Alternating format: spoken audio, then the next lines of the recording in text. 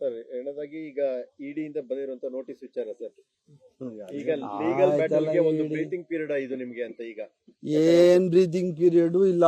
I am very clear, I will make you very clear. ಇದರಲ್ಲಿ ಯಾವುದೇ ನಂದಾಗ್ಲಿ ಮುಖ್ಯಮಂತ್ರಿಗಳ ಪತ್ನಿಯವ್ರದ್ದಾಗ್ಲಿ ಯಾವುದೇ ಪಾತ್ರ ಇಲ್ಲ. 0. ಯಾವ ಥರ ಪಾತ್ರ ಇದ್ದಿದ್ದೆ ನನ್ನ ನ್ಯಾಯಾಲಯ ಒಪ್ಕೊಂಡು ಸ್ಟೇ ಕೊಟ್ಬಿಡೋದಾ?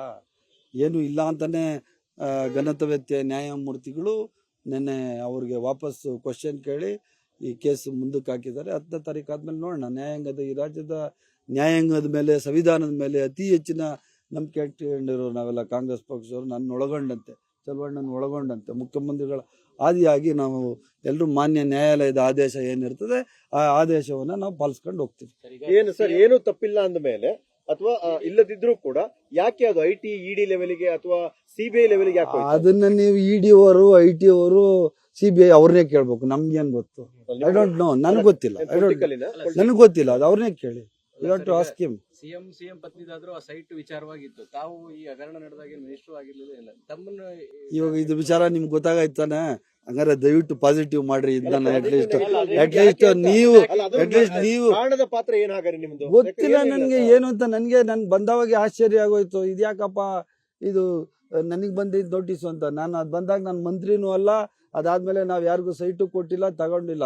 ಮಾನ್ಯ ಮುಖ್ಯಮಂತ್ರಿಗಳ ಪತ್ನಿ ಕೊಟ್ಟಿದ್ದು ನ್ಯಾಯವಾಗಿದೆ, ಅದು ಸರಿ ಇಲ್ಲ ಅಂತ ಹೇಳಿದ್ಮೇಲೆ ವಾಪಸ್ಸು ಕೊಟ್ಟಾಗಿದೆ. ಮತ್ತೆ ಯಾಕೆ ಈ ನೋಟಿಸು, ಮತ್ತೆ ಯಾಕೆ ಈ ಒಂದು ಪ್ರಕ್ರಿಯೆ ನಡೀತಾ ಇದೆ ಅಂತ ಗೊತ್ತಿಲ್ಲ. ಮೋಸ್ಟ್ಲಿ ಇದೆಲ್ಲ ಮಾನ್ಯ ನ್ಯಾಯಮೂರ್ತಿಗಳಿಗೆ ಮನದಟ್ಟಾಗಿದೆ, ಅದಕ್ಕೆ ಸ್ಟೇ ಕೊಟ್ಟಿರೋದು. ಮುಂದೆ 10ನೇ ತಾರೀಕು ನೋಡೋಣ. ವಿಲ್ಸಿ.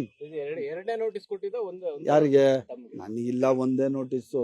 ಅವ್ರಿಗೆ ಎರಡನೇ ಅದು ಗೊತ್ತಿಲ್ಲ.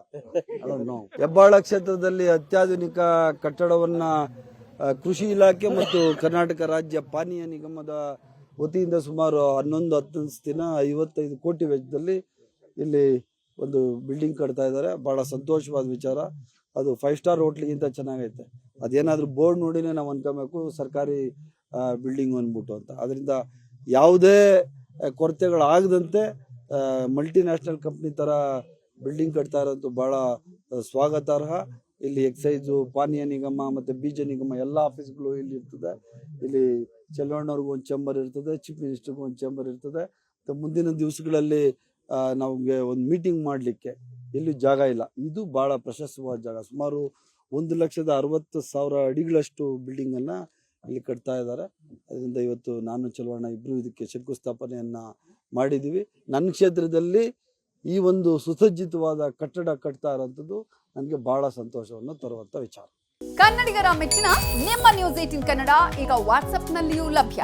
ಕರ್ನಾಟಕ ಮತ್ತು ದೇಶ ವಿದೇಶದ 360 ಡಿಗ್ರಿ ಸುದ್ದಿ ವಿವರವನ್ನ ನೀವು ನಿಮ್ಮ ಕೈ ಬೆರಳುಗಳಲ್ಲಿಯೇ ಪಡೆಯೋದಿಕ್ಕೆ ಈ QR ಕೋಡ್ ಅನ್ನು ಸ್ಕ್ಯಾನ್ ಮಾಡಿ. ನಮ್ಮ ಚಾನೆಲ್ ಅನ್ನು ಫಾಲೋ ಮಾಡಿ, ನೋಟಿಫಿಕೇಶನ್ ಆನ್ ಮಾಡಿ.